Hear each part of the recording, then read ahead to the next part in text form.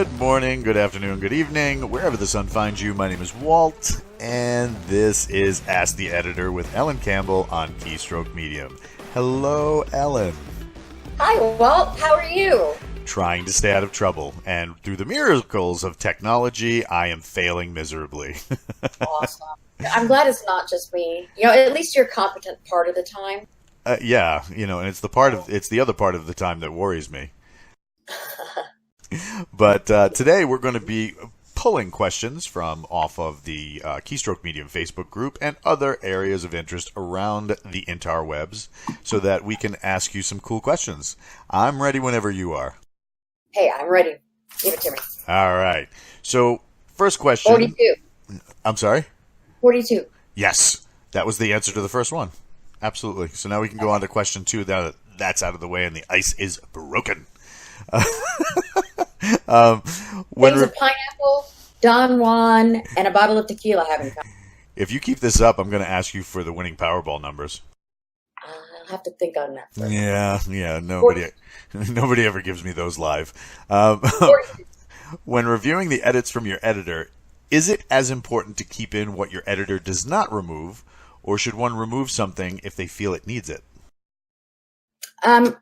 Well, if you're reworking a whole passage, you should take out everything that needs to come out and replace it with something better or not replace it at all.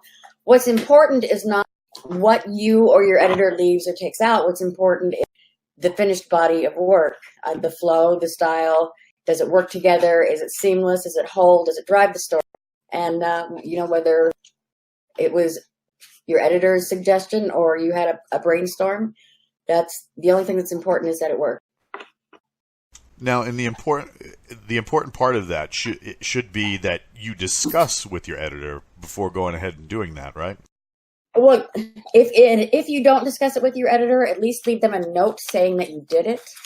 Because, for instance, I know if you don't tell me that you changed something and I see something that I thought I edited and you don't tell me you refused it, I'll put it back because I'll think that I missed it.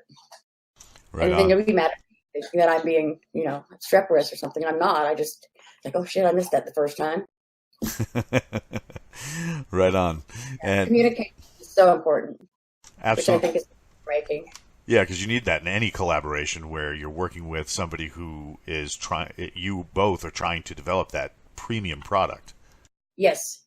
And I've said it before, and I'm sure I'll say it again. I have no interest in anything but making you look as good as you possibly can. I'm not in there trying to put my stamp on things. I'm in there trying to make you look good because that's how I look good. And speaking of looking good, we have a No Safe Words T-shirt making the rounds. Yeah, I finally got them done. What do you think? I think they're fantastic. What if somebody wants to find one of these? Can they go to your website?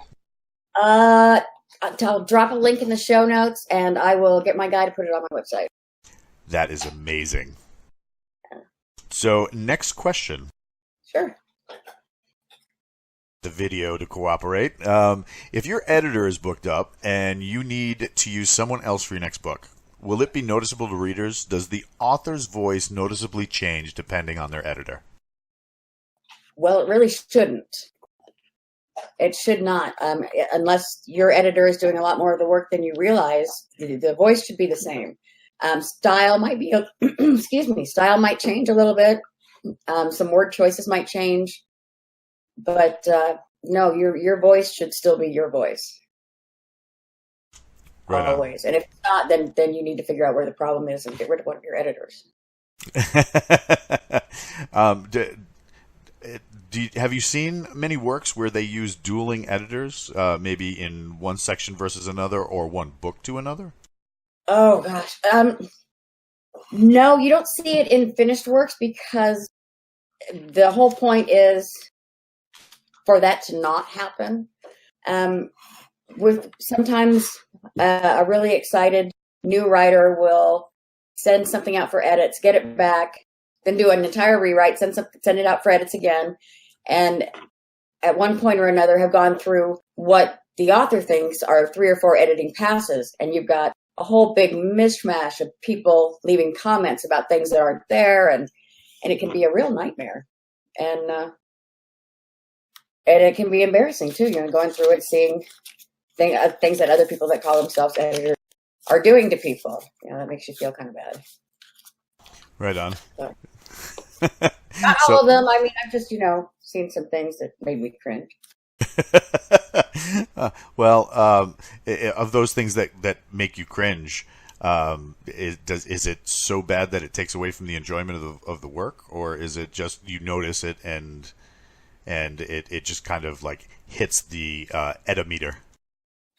On the first pass through a book, I'm not even absorbing whether or not I like the story. It's just all about the dysfunction. I can't tell you how many times I've come back on the second pass and gone, wow, this is a really good story. I like this. This isn't so bad, Because when I'm cursing my way through the first round of edits, and I am cursing my way through the first round of edits, I don't have a lot of time to spare on, is this any good? In terms of, in the broader sense. Right on. I don't judge. How do your clients work with you to ensure they don't get into scheduling conflicts? I just try I don't deliberately schedule things in conflict.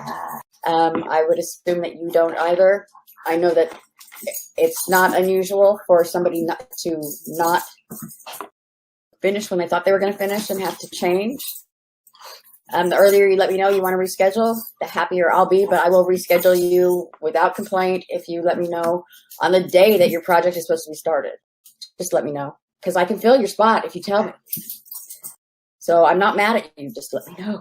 I'll reschedule you. I promise. I'm seeing a running theme that communication is key.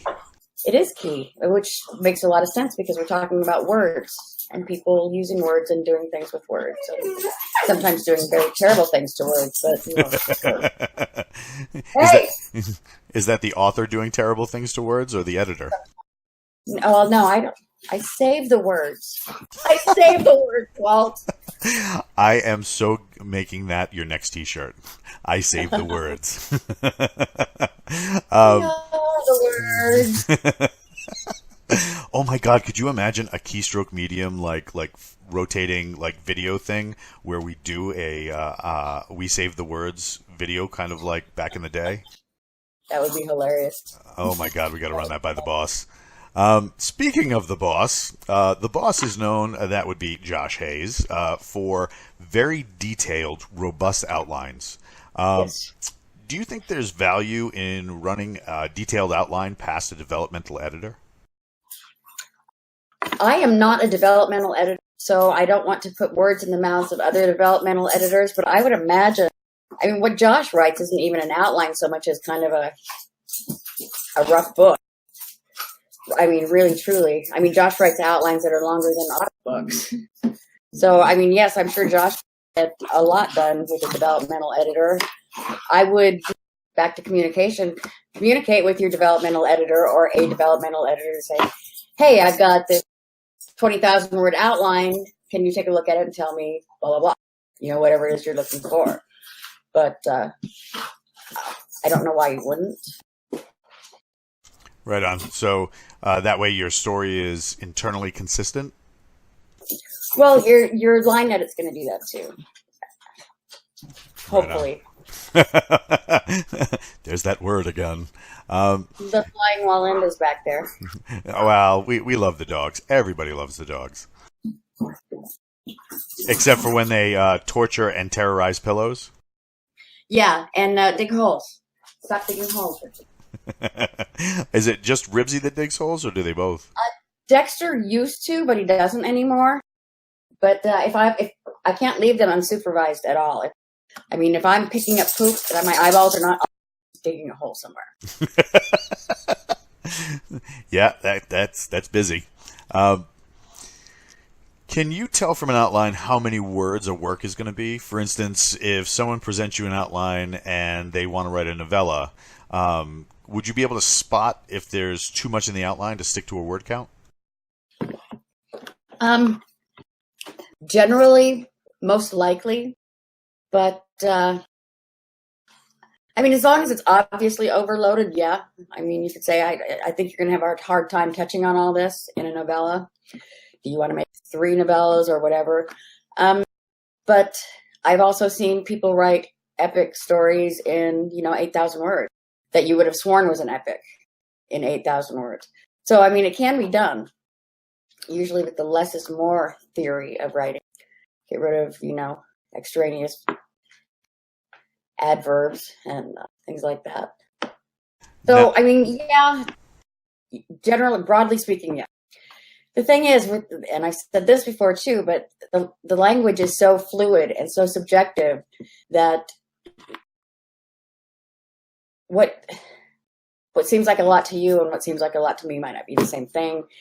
And you, tomato, I mean, neither's wrong. So it's just one of those things.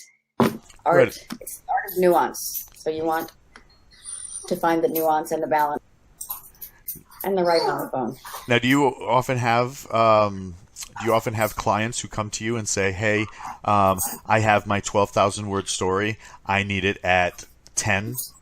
Can you help me out?" I've had that once.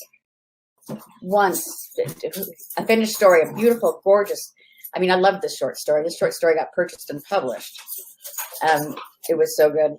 But yeah, it was at 18,000 and he needed it to be under 10. And I did it. And I sweated and I bled and I cried because, the story seemed so great to me that I was like, oh God, what can I take out? Okay, yeah, that works. Oh, right there. Should I cut it almost in half?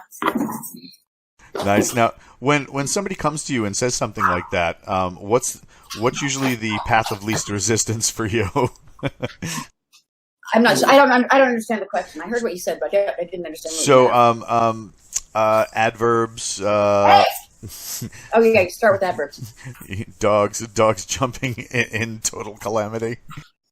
Start with adverbs and get rid of action beats and dialogue tags. Actually, these days I might start with an action beat and then move on to adverbs and then dialogue tags. Right on. So we saw in Keystroke Medium today, Scott had posted up a book he was checking out, and these long, very, very wordy sentences were often taken down to one word in favor of just going with the verb versus the verb surrounded by all this showy language. Right. And what people forget or maybe don't know to start out with is that you're lessening the impact. You're padding the sentence and stuffing your book full of all these extraneous things. It lessens the impact of your writing. It just buries the point in so much, flotsam and jetsam. Because you had to say quickly 46 times in a 5,000 word short story. Oh my God. I can't. No, I'm just going to leave it alone because, who was it who said adverbs were evil? A lot of people. Sounds like Kurt Vonnegut, though. No, he said that about semicolons. He said the bastard stepchildren of punctuation, not good for anything. For trying to look smart. Nice. Don't use them. Something to that effect. Yeah, I can only use a semicolon now when I'm doing a winky emoji.